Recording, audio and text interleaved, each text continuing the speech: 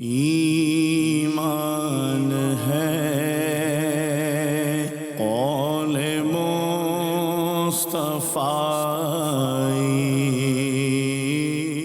الحمدللہ رب العالمین والصلاة والسلام علی سید الانبیاء والمرسلین،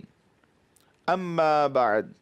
فاعوذ باللہ من الشیطان الرجیم، بسم اللہ الرحمن الرحیم۔ الصلاة والسلام علیک یا رسول اللہ وعلی آلک واصحابک یا حبیب اللہ۔ الصلاة والسلام علیک یا نبی اللہ وعلی آلک واصحابک یا نور اللہ۔ حضور نبی پاک صلی اللہ تعالی علیہ وآلہ وسلم کا فرمان عالی شان ہے، جو مجھ پر روزانہ 1000 مرتبہ درود پاک پڑھے وہ اس وقت تک نہیں مرے گا جب تک جنت میں اپنا ٹھکانہ نہ دیکھ لے۔ صلو علی الحبیب صلی اللہ تعالی علی محمد صلی اللہ علیہ وسلم۔ پیارے اسلامی بھائیوں، مدنی چینل کے ناظرین، ہم آج پھر اپنے سلسلے درس بخاری شریف میں آپ کو خوش آمدید کہتے ہیں۔ حصول ثواب کی خاطر بیان سننے سے پہلے اچھی اچھی نیتیں بھی فرما لیجئے کہ فرمان مصطفیٰ صلی اللہ تعالی علیہ وآلہ وسلم ہے،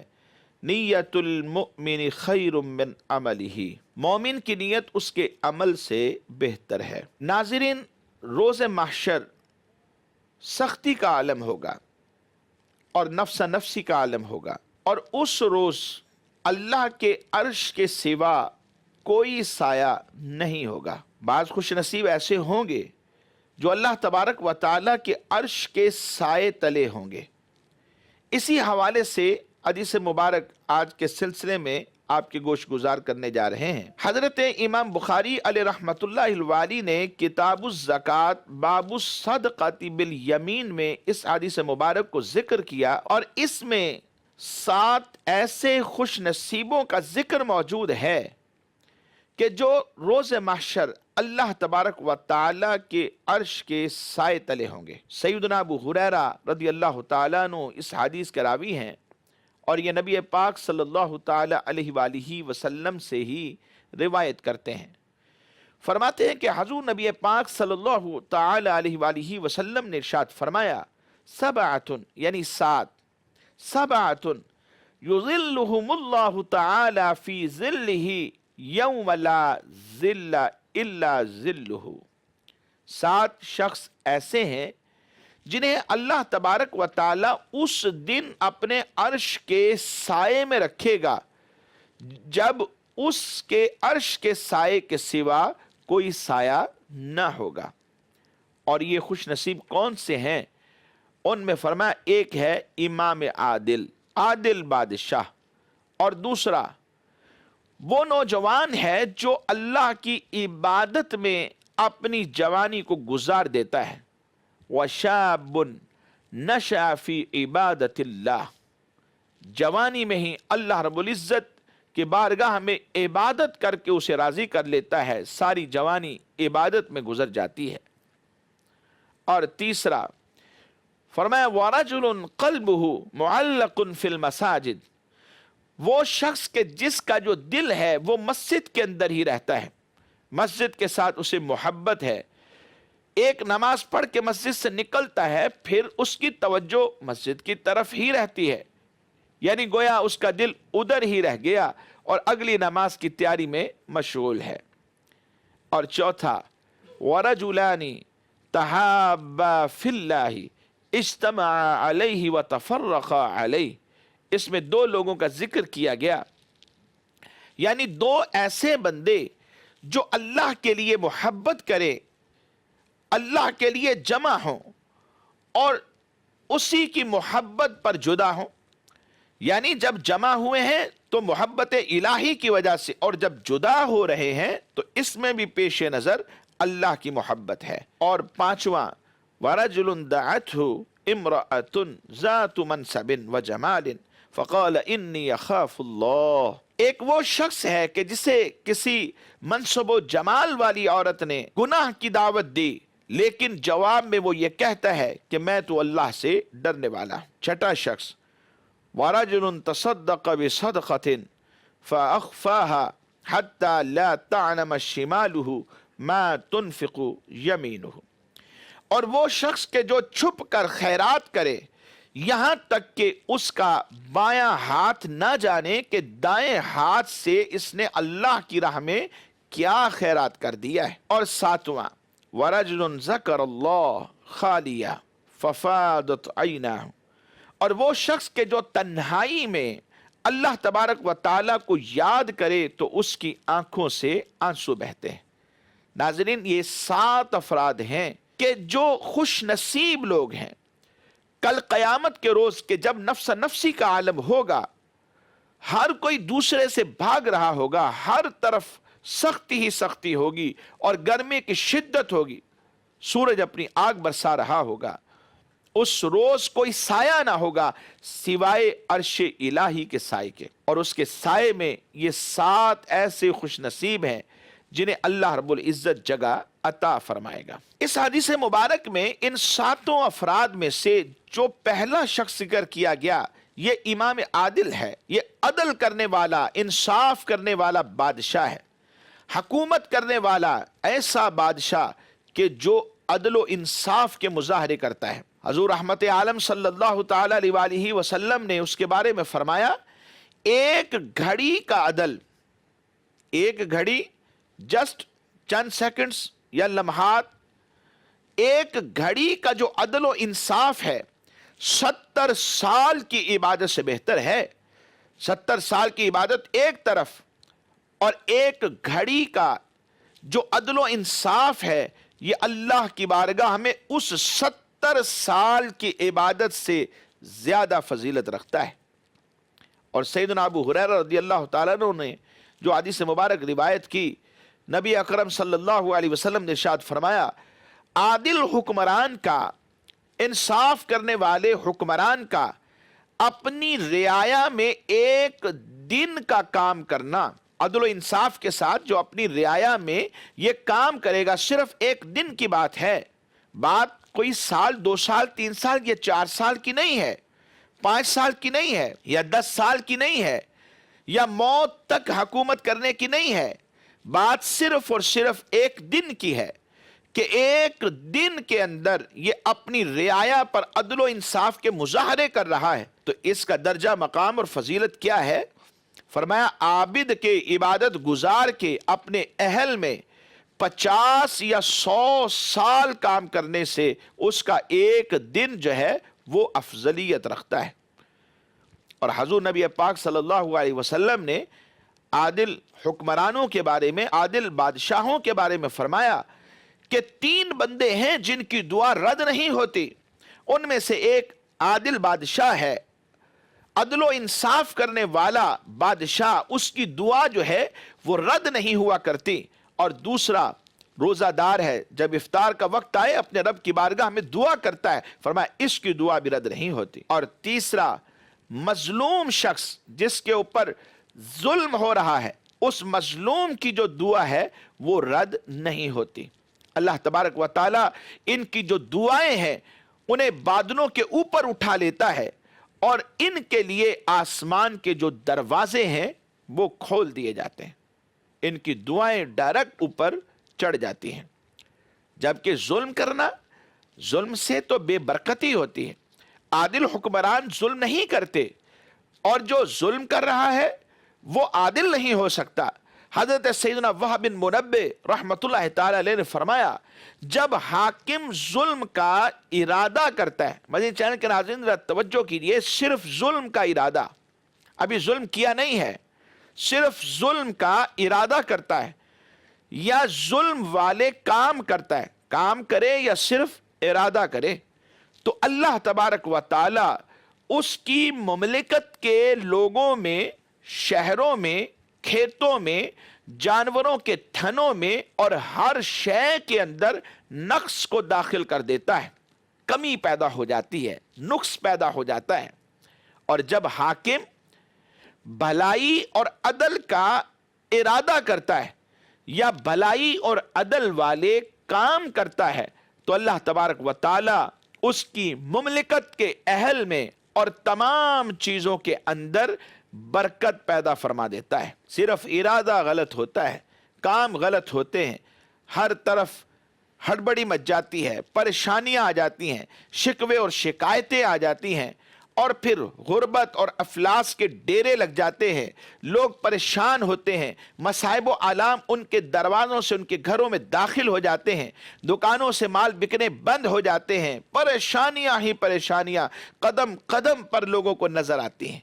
حاکم کی اچھی سوچ رعایا کے لیے اچھا سبب بنتی ہے اور ان کے لیے ایک بہتری اور برکت کا ذریعہ بن جاتی ہے۔ حضرت سیدنا ولید بن ہشام رحمت اللہ تعالی علیہ نے فرمایا کہ حاکم کے درست ہونے سے رعایا درست ہوتی ہے اور حاکم کے خراب ہونے سے رعایا خراب ہو جاتی ہے۔ اس لیے مدنی چینل کے ناظرین، اگر موقع مل جائے حکمرانی کا، اگر موقع مل جائے بادشاہی کا، اگر موقع مل جائے کہ ہمارے تحت رعایا ہو اور ہم ان کے حاکم ہوں، انصاف کرنے والے، عدل کرنے والے، حکمرانی کرنے والے، تو ہمیں چاہیے کہ شریعت کے دائرے میں رہ کر سارے نظام کو چلاتے رہیں تاکہ اللہ کو راضی کر سکیں اور اس کے رسول کو راضی کر سکیں۔ اور جس نے بھی دنیا میں رب اور اس کے رسول کو راضی کیا ہے وہ کامیاب ہوا ہے اور آخرت میں بھی اس کا نام ہو کر رہے گا۔ اور دوسرا بندہ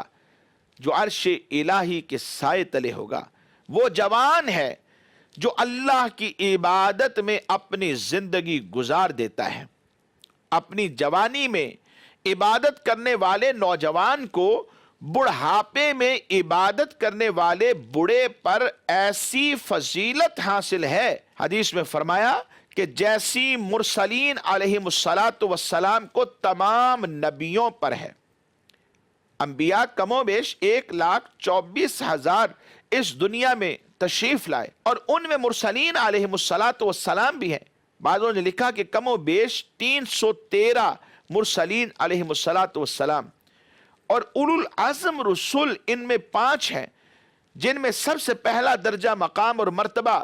حضور نبی اکرم صلی اللہ تعالی علیہ وسلم کا ہے۔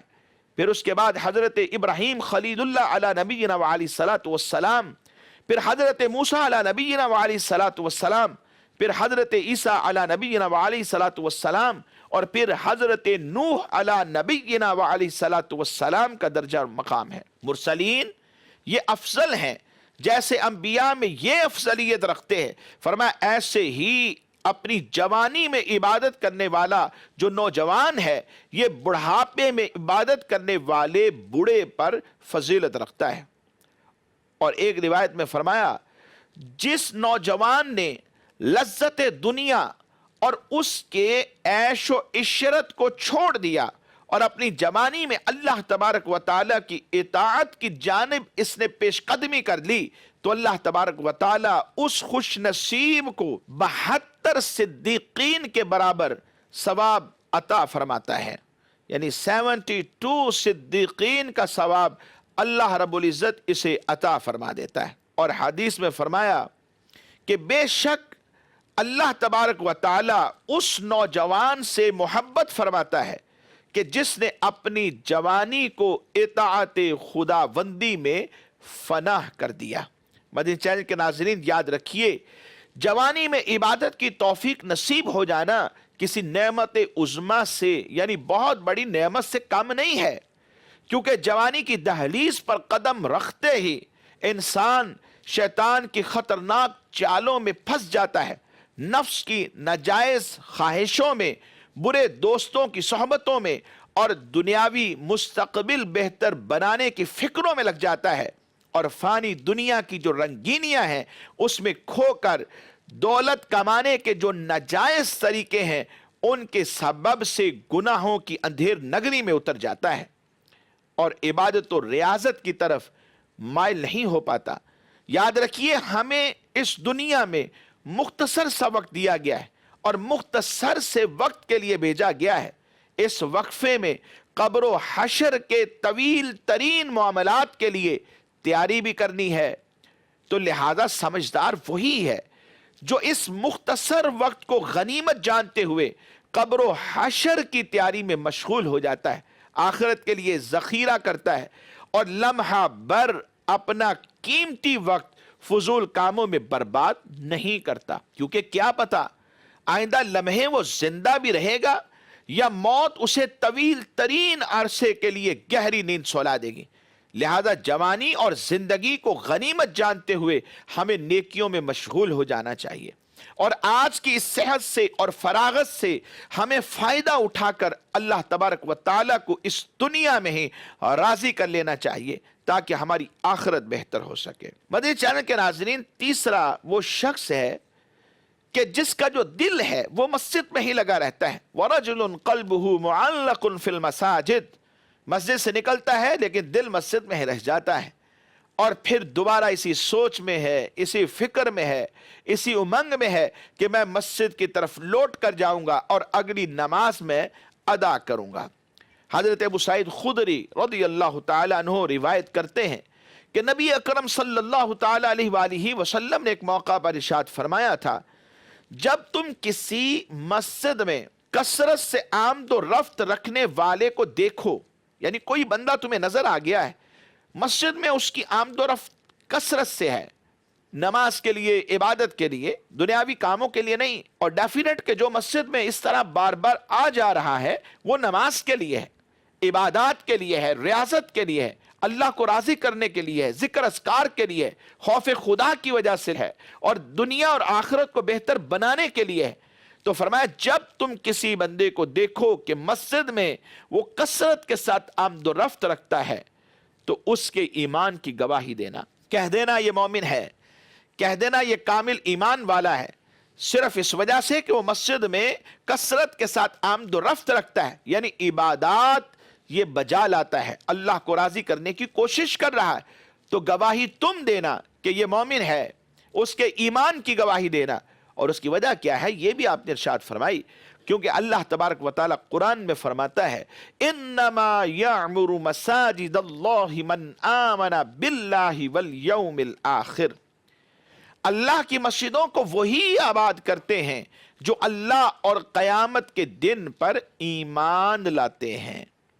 مفسر شہیر حکیم الامت مفتی احمد یار خان نائمی علیہ رحمت اللہ القوی تفسیر نائمی میں آپ فرماتے ہیں خیال رہے کہ مسجد آباد کرنے کی 11 صورتیں ہیں۔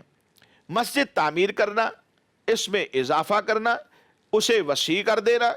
اس کی مرمت کرانا، اس میں چٹائیاں بچھانا، اس کی قلعی چونا کرانا، اس میں روشنی اور زینت کرنا، اس میں نماز اور تلاوت قرآن کرنا، اس میں دینی مدارس کو قائم کرنا، وہاں داخل ہونا، وہاں کثرت سے جانا، آنا اور رہنا، وہاں اذان اور تکبیر کہنا، امامت کرنا۔ اور مزید فرماتے ہیں مسجد بنانے یا اسے آباد کرنے یا وہاں با جماعت نماز ادا کرنے کا شوق صحیح مومن کی علامت ہوتا ہے۔ انشاءاللہ ایسے لوگوں کا جو خاتمہ ہے اللہ کی رحمت سے ایمان پر ہوگا۔ اور پھر ایک موقع پر نبی اکرم صلی اللہ تعالی علیہ وآلہ وسلم نے ارشاد فرمایا تھا کیا میں تمہاری ایسے عمل کی طرف رہنمائی نہ کروں جس کے سبب اللہ تبارک و تعالی گناہ مٹا دیتا ہے، درجات بلند فرماتا ہے۔ صحابہ کرام علیہم رضوان نے عرض کی ضرور ارشاد فرمائیے، تو فرمایا دشواری کے وقت کامل وضو کرنا، سخت سردی میں ٹھنڈے پانی سے وضو کرنا کتنا مشکل ہوتا ہے۔ میرے حضور فرماتے ہیں دشواری کے وقت کامل وضو کرنا، مسجد کی طرف کثرت سے جانا اور ایک نماز کے بعد دوسری نماز کا انتظار کرنا، بس یہ گناہوں سے حفاظت کے لیے ایک قلعہ ہے۔ اس قلعے میں گویا کہ انسان نے اپنی ذات کو بند کر لیا، اب گناہوں سے دور ہے اور اس کے درجات اللہ تبارک و تعالی بلند فرمائے گا۔ اور چوتھا، یہ دو ایسے افراد ہیں جو اللہ کی محبت کی وجہ سے ہی آپس میں جمع ہوتے ہیں، اور جب جدا ہوتے ہیں تو مقصود محبت الہی ہی ہوا کرتی ہے۔ وَرَجُلَانْ تَحَابَّا فِي اللَّهِ اجْتَمَعَا عَلَيْهِ وَتَفَرَّقَا عَلَيْهِ۔ یاد رکھیں صوفیاء نے اس موقع پر فرمایا کہ الحب فی اللہ والبغض فی اللہ، یعنی اللہ کے لیے دوستی اور اللہ کے لیے جو دشمنی ہے یہ تصوف کی جان ہے۔ جی ہاں، تصوف کی جان اور جان کی اہمیت کیا ہوتی ہے یہ آپ حضرات جانتے ہیں کہ جان نہیں ہے تو وجود بیکار ہو جاتا ہے، اٹھا کر منو مٹی تلے دبا کے لوگ واپس چلے آتے ہیں کیونکہ اب اس میں جان نہیں رہی۔ تو تصوف کی جو جان ہے یہ الحب فی اللہ ہے اور البغض فی اللہ ہے۔ ایک مومن کے کامل ایمان کی یہ ایک بہت بڑی علامت ہے کہ وہ اگر کسی سے دوستی کرتا ہے تو اپنی کسی نفسانی غرض کے لیے نہیں کرتا، نفسانی خواہش کے لیے نہیں کرتا، بلکہ خالص رضا الہی کے لیے دوستی کرتا ہے۔ اور اگر وہ کسی سے دشمنی رکھتا ہے تو محض اللہ تبارک و تعالیٰ کی رضا اور اس کی خوشنودی کے لیے رکھتا ہے۔ مثلا ہم انبیاء کرام علیہ الصلاۃ والسلام، صدیقین سے، شہداء سے، صالحین سے، اللہ کے اولیاء سے جو محبت کرتے ہیں، یہ کس لیے ہے؟ یہ اس لیے نہیں ہے کہ یہ ہمارے رشتہ دار ہیں، یا اس لیے نہیں ہے کہ ہماری مالی امداد کرنے والے ہیں، بلکہ اس لیے ہے کہ ہم ان سب حضرات سے جو محبت کرتے ہیں یہ اللہ تبارک و تعالیٰ کی وجہ سے کرتے ہیں۔ یہ اللہ سے محبت کرنے والے ہیں، اس کے محبوب بندے ہیں، تو ہم بھی ان سے محبت کرتے ہیں۔ اور اگر ہم ابو جہل سے، ابو لہب سے اور دیگر کفار سے، منافقین سے، مشرکین سے، بد مذہبوں سے بغض رکھتے ہیں، نفرت کا اظہار کرتے ہیں، تو اس لیے نہیں کہ ان لوگوں نے ہمیں مارا ہے، کسی موقع پر ہمارے مال و اسباب ہم سے چھین لیے ہیں، لوٹ لیے ہیں، انہوں نے ہم پر ظلم اور زیادتی کے بازار گرم کیے ہیں، اس لیے نہیں، بلکہ اللہ کے لیے دشمنی ہے، یہ اللہ کے دین کے دشمن ہیں، اس لیے ہماری ان کے ساتھ نفرت ہے، ان کے ساتھ بغض ہے، ان کے ساتھ دشمنی ہے۔ تو اللہ ہی کے لیے دوستی اور اللہ ہی کے لیے دشمنی، اسی کا دوسرا نام مدنی چینل کے ناظرین اخلاص ہے۔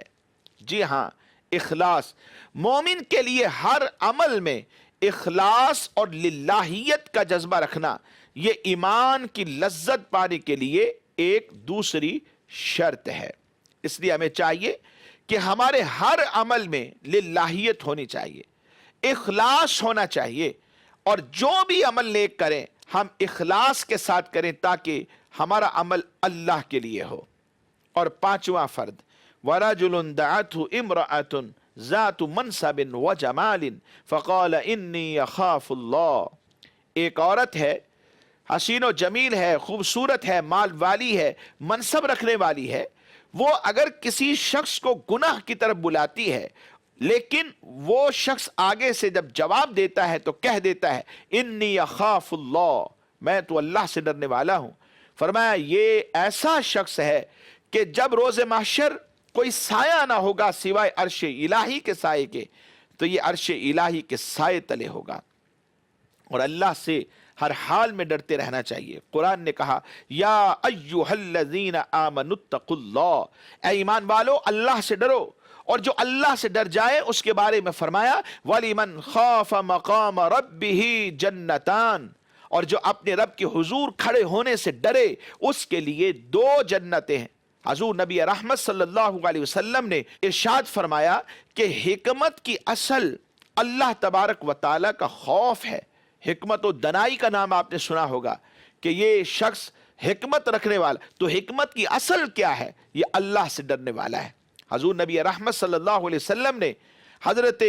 عبداللہ ابن مسعود رضی اللہ تعالیٰ سے فرمایا اگر تم مجھ سے ملنا چاہتے ہو تو میرے بعد بھی اللہ تبارک و تعالیٰ سے بہت ڈرتے رہنا۔ اللہ پاک کے خوف کی تعریف مدنی چینل کے ناظرین یہ ہے کہ انسان تمام ان کاموں سے بچ کر کہ جو ممنوعات ہیں، جن سے اللہ کریم نے اور اس کے رسول نے منع کیا ہے، ان سے بچ کر خالص اللہ تبارک و تعالی کے حکم والے کاموں میں لگ جائے، یعنی جن کاموں کے کرنے کا حکم دیا ہے ان کو کرے، اور جن سے منع کر دیا گیا ہے ان سے اپنی ذات کو بچا لے، اسی کو خوف خدا کہا جاتا ہے۔ اور ایک وہ شخص ہے کہ جو چھپ کر خیرات کرتا ہے، یعنی اس کا دایاں ہاتھ جب اللہ کی راہ میں کچھ دے دیتا ہے تو بائیں کو خبر نہیں کہ اس نے دیا کیا ہے، اور ایسا شخص کل روز محشر عرش الہی کے سائے میں ہوگا۔ اور آخری بندہ اس کے بارے میں اس حدیث مبارک میں ذکر کیا گیا وَرَجُلٌ ذَكَرَ اللَّهَ خَالِيًا فَفَاضَتْ عَيْنَاهُ، اور وہ شخص کے جو تنہائی میں اللہ تبارک و تعالیٰ کو یاد کرے تو اس کی آنکھوں سے آنسو بہیں۔ یہ محبت کی دلیل ہے، یہ خوف خدا کی دلیل ہے، یہ خلوص کی دلیل ہے، اور یہ عبادات کی قبولیت کی دلیل ہے۔ اس لیے مدنی چینل کے ناظرین، یہ 7 افراد جن کا اس حدیث مبارک میں ذکر کیا گیا ہے، ہمیں چاہیے کہ ہم بھی کوشش کریں کاش کہ ان میں ہمارا بھی نام ہو جائے۔ اللہ کریم ہم سب کو عمل کی توفیق نصیب فرمائے۔ ایمان ہے قول مصطفیٰ